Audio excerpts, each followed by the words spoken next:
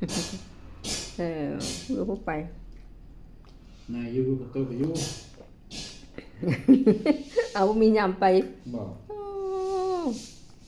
ยังเป็นสันวอยอกเอาไปดิ้นนั่นสิดิ้นบนอันเขื่อน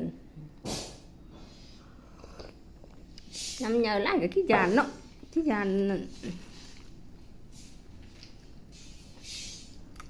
โอ้กินกับมักดินกับอันกาแฟก็ให้เข้ากันอยู่ได้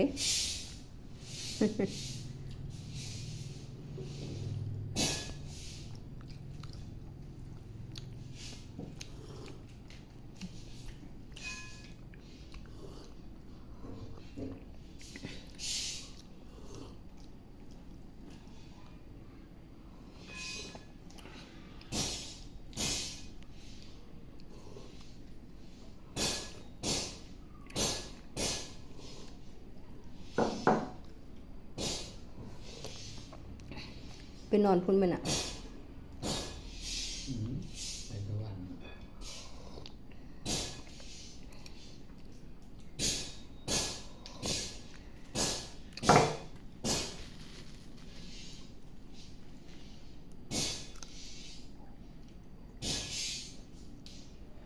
เขากันอยู่เนาะเป็นมักดินกับอันอินเดียไหมงานเลี้ยงนี่บ่เขาคาดเขามักดินนี่เป็นขั้วมักดินก้อนแก้ว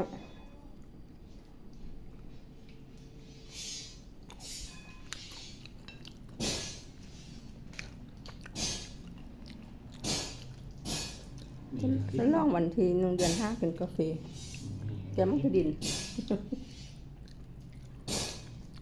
ควายไปให้ดูบุญครับถ่ายไปเลย